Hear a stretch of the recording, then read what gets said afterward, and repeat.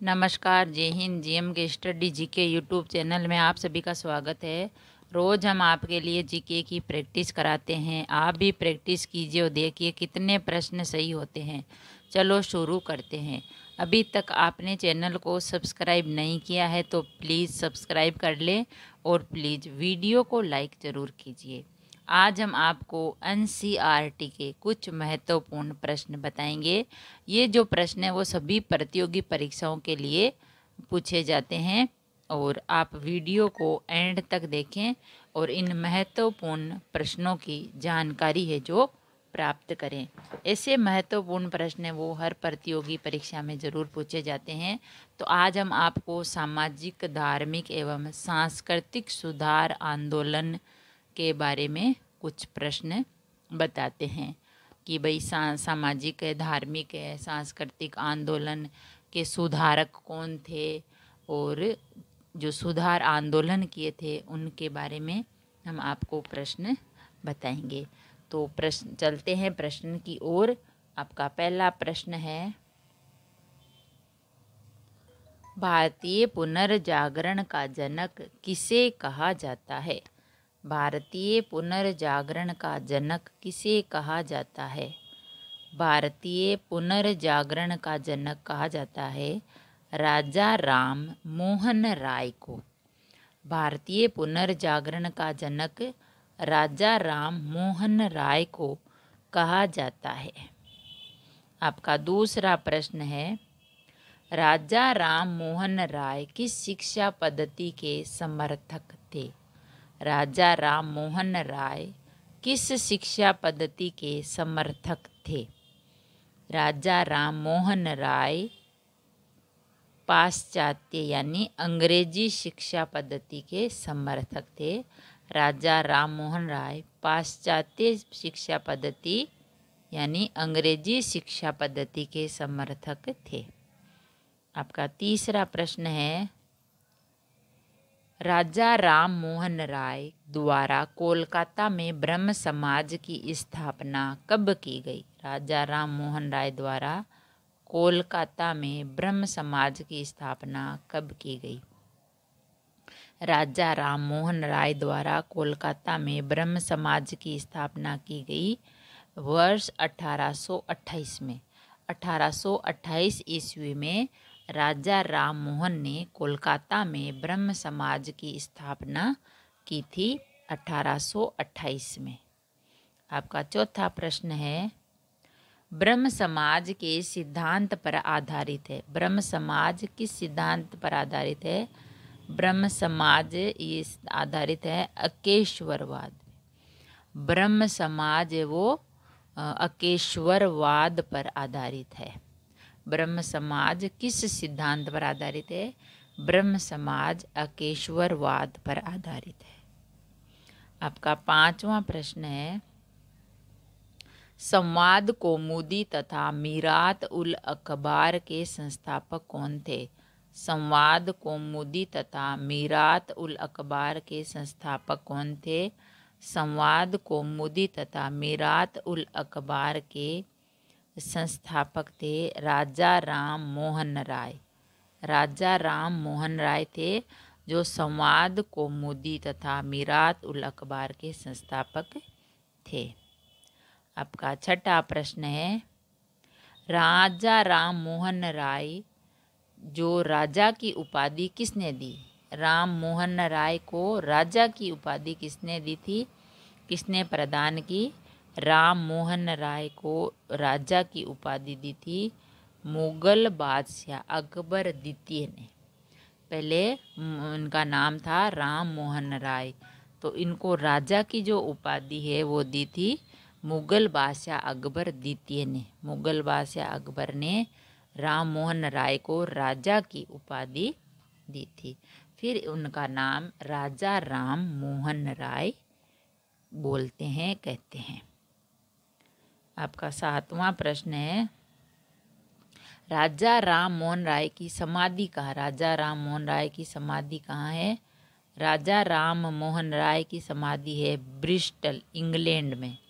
England में है राजा राम मोहन राय की समाधि, ब्रिस्टल, इंग्लैंड में। आपका 8वां प्रश्न है, वर्ष 1872 में नेटिव मैरिज अधिनियम को पारित करवाने में किसने महत्वपूर्ण भूमिका निभाई? वर्ष 1872 में नेटिव मैरिज अधिनियम को पारित करवाने में किसने महत्वपूर्ण भूमिका निभाई? तो निभाई थी केशव चंद्र सेन ने। केशव चंद्र सेन ने 1872 में नेटिव मैरिज अधिनियम को पारित करवाने में महत्वपूर्ण भूमिका निभाई थी केशव चंद्र सेन ने। आपका 9वां प्रश्न है, वर्ष 1839 में तत्वबोधिनी सभा की स्थापना किसके द्वारा की गई? वर्ष 1839 में तत्वबोधिनी सभा की स्थापना किसके द्वारा की गई? तत्वबोधिनी सभा की स्थापना किसने की थी? देवेंद्र नाथ टैगोर ने। देवेंद्र नाथ टैगोर ने वर्ष 1839 में तत्वबोधिनी सभा की स्थापना की थी। आपका 10वां प्रश्न है, आर्य समाज की स्थापना किसने की? आर्य समाज की स्थापना किसने की? आर्य समाज की स्थापना की थी स्वामी दयानंद सरस्वती ने। आर्य समाज की स्थापना की स्वामी दयानंद सरस्वती ने आर्य समाज की स्थापना की थी। आपका 11वां प्रश्न है, दयानंद सरस्वती द्वारा सत्यार्थ प्रकाश पुस्तक किस भाषा में लिखी गई? दयानंद सरस्वती द्वारा सत्यार्थ प्रकाश पुस्तक किस भाषा में लिखी गई? स्वामी दयानंद सरस्वती द्वारा सत्यार्थ प्रकाश पुस्तक है वो संस्कृत भाषा में लिखी गई थी। संस्कृत भाषा में उन्होंने इस पुस्तक को, सत्यार्थ प्रकाश पुस्तक को संस्कृत भाषा में लिखा था। आपका 12वां प्रश्न है, किस समाज सुधारक को भारत का मार्टिन लूथर किंग कहा जाता है? किस समाज सुधारक को भारत का मार्टिन लूथर किंग कहा जाता है? वो समाज सुधारक कौन है? वो है दयानंद सरस्वती। दयानंद सरस्वती को भारत का मार्टिन लूथर किंग कहा जाता है, स्वामी दयानंद सरस्वती को। आपका 13वां प्रश्न है, वह व्यक्ति जिसने सर्वप्रथम स्वराज शब्द का प्रयोग किया और हिंदी को राष्ट्रभाषा माना। वह व्यक्ति जो सर्वप्रथम स्वराज शब्द का प्रयोग किया और हिंदी को राष्ट्रभाषा माना, वह कौन था? वह था स्वामी दयानंद सरस्वती। स्वामी दयानंद सरस्वती ने सबसे पहले स्वराज शब्द का प्रयोग किया था और हिंदी को राष्ट्रभाषा माना, स्वामी दयानंद सरस्वती ने। आपका 14वां प्रश्न है, किस बंगाली नेता ने सती प्रथा का समर्थन किया? किस बंगाली नेता ने सती प्रथा का समर्थन किया? राधाकांत देव ने। राधाकांत देव ने सती प्रथा का समर्थन किया था। आपका 15वां प्रश्न है, किस एक समाज सुधारक को महाराष्ट्र का सुकरात कहा जाता है? किस एक समाज सुधारक को महाराष्ट्र का सुकरात कहा जाता है? वह समाज सुधारक कौन है जिसे महाराष्ट्र का सुकरात कहा जाता है? वह है महादेव गोविंद रानाडे। महादेव गोविंद रानाडे को महाराष्ट्र का सुकरात कहा जाता है। आपका 16वां प्रश्न है, स्वामी विवेकानंद ने विश्व धर्म संसद शिकागो में कब भाग लिया? स्वामी विवेकानंद ने विश्व धर्म संसद यानी शिकागो सम्मेलन जो आता है उसमें कब भाग लिया? भाग लिया उसमें 1893 में। 1893 में यानी 1893 में स्वामी विवेकानंद ने विश्व धर्म संसद शिकागो में भाग लिया था 1893 ईस्वी में। आपका 17वां प्रश्न है, सिस्टर निवेदिता कौन थी? सिस्टर निवेदिता कौन थी? सिस्टर निवेदिता थी विवेकानंद की शिष्या मार्गरेट नोबेल। सिस्टर निवेदिता थी विवेकानंद की शिष्या मार्गरेट नोबेल। आपका 18वां प्रश्न है, न्यूयॉर्क में थियोसोफिकल सोसाइटी की स्थापना किस वर्ष की गई? न्यूयॉर्क में थियोसोफिकल सोसाइटी की स्थापना किस वर्ष की गई? न्यूयॉर्क में थियोसोफिकल सोसाइटी की स्थापना की गई थी 1875 में। 1875 में की गई थी न्यूयॉर्क में थियोसोफिकल सोसाइटी की स्थापना 1875 में। आपका 19वां प्रश्न है, भारत में थियोसोफिकल सोसाइटी का मुख्यालय कहाँ स्थापित किया गया? भारत में थियोसोफिकल सोसाइटी का मुख्यालय कहाँ स्थापित किया गया? भारत में थियोसोफिकल सोसाइटी का मुख्यालय अंडियार मद्रास में स्थापित किया गया। भारत में थियोसोफिकल सोसाइटी का मुख्यालय अंडियार मद्रास में स्थापित किया गया। आपका 20वां प्रश्न है, भारत में थियोसोफिकल सोसाइटी को किसके प्रयत्नों से सफलता मिली? भारत में थियोसोफिकल सोसाइटी को किसके प्रयत्नों पर सफलता मिली? किसने इतने प्रयत्न किए कि सफलता मिली इस सोसाइटी को? तो एनी बेसेंट। भारत में थियोसोफिकल सोसाइटी को एनी बेसेंट के प्रयत्नों से सफलता मिली। एनी बेसेंट ने इतनी मेहनत की कि थियोसोफिकल सोसाइटी को सफल बनाया एनी बेसेंट ने। आपका 21वां प्रश्न है, यंग बंगाल आंदोलन के प्रवर्तक कौन थे? यंग बंगाल आंदोलन के प्रवर्तक कौन थे? यंग बंगाल आंदोलन के प्रवर्तक थे Henry Vivian Derozio. Henry Vivian Derozio थे यंग बंगाल आंदोलन के प्रवर्तक, हेनरी विवियन डेरोजियो। आपका 22वां प्रश्न है, विधवा पुनर्विवाह को कानूनी रूप से वैध करवाने में किसकी महत्वपूर्ण भूमिका थी? विधवा पुनर्विवाह को कानूनी रूप से वैध करवाने में किसकी महत्वपूर्ण भूमिका थी? विधवा पुनर्विवाह को कानूनी रूप से वैध करवाने में महत्वपूर्ण भूमिका थी बेंगलुरु की। महत्वपूर्ण भूमिका थी बेंगलुरु की। विधवा पुनर्विवाह को कानूनी रूप से वैध करवाने में किसकी महत्वपूर्ण भूमिका थी? सॉरी, ये उत्तर जो थोड़ा गलत हो गया तो हम वापस बताते हैं।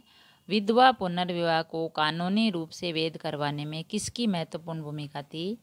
तो महत्वपूर्ण भूमिका थी ईश्वर चंद्र विद्यासागर की।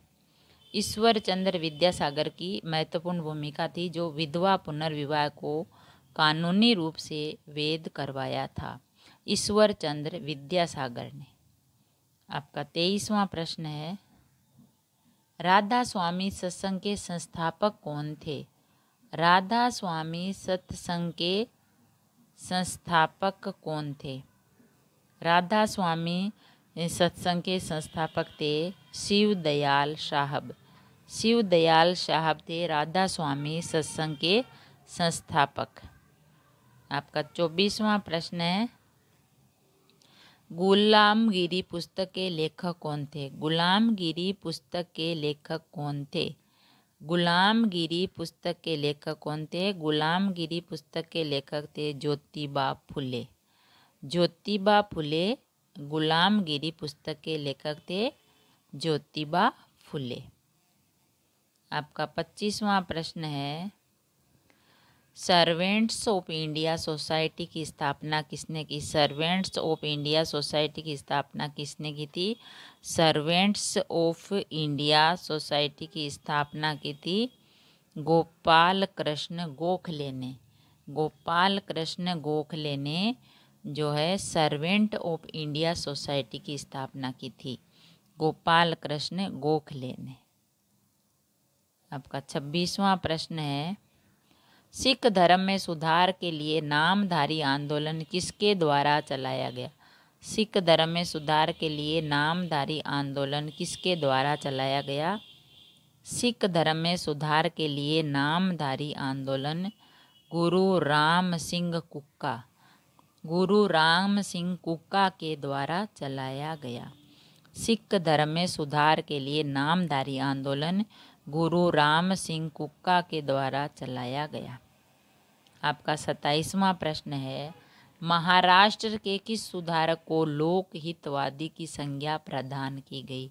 महाराष्ट्र के किस सुधारक को लोक हितवादी की संज्ञा प्रदान की गई? महाराष्ट्र के सुधारक थे गोपाल हरि देशमुख। गोपाल हरि देशमुख को लोक हितवादी की संज्ञा प्रदान की गई। गोपाल हरि देशमुख को। आपका 28वां प्रश्न है, 1910 ईस्वी में इलाहाबाद में भारत स्त्री महामंडल की स्थापना किसके द्वारा की गई? 1910 में इलाहाबाद में भारत स्त्री महामंडल की स्थापना किसने की थी? किसके द्वारा की गई? तो की गई थी सरला देवी चौधरानी। सरला देवी चौधरानी ने 1910 में इलाहाबाद में भारत स्त्री महामंडल की स्थापना की थी, सरला देवी चौधरानी ने। आपका 29वां प्रश्न है, बहुजन समाज के संस्थापक कौन थे? बहुजन समाज के संस्थापक कौन थे? बहुजन समाज के संस्थापक थे मुकुंद राव पाटिल। मुकुंद राव पाटिल थे जो बहुजन समाज के संस्थापक थे। आपका 30वां प्रश्न है, भारत में मुस्लिम सुधार आंदोलन का प्रवर्तक किसे माना जाता है? भारत में मुस्लिम सुधार आंदोलन का प्रवर्तक किसे माना जाता है? भारत में मुस्लिम सुधार आंदोलन का प्रवर्तक माना जाता है सर सैयद अहमद खां को। सर सैयद अहमद खां को भारत में मुस्लिम सुधार आंदोलन का प्रवर्तक माना जाता है। अगर वीडियो अच्छा लगा तो लाइक और शेयर ज़रूर करें। इससे ही महत्वपूर्ण प्रश्न एनसीईआरटी के, सामान्य ज्ञान के, जनरल नॉलेज के, भारत का जनरल नॉलेज, विश्व का जनरल नॉलेज आदि की जानकारी के लिए चैनल को सब्सक्राइब करें और वीडियो को एंड तक ज़रूर देखें और महत्वपूर्ण प्रश्नों की जानकारी प्राप्त करें। थैंक यू, धन्यवाद।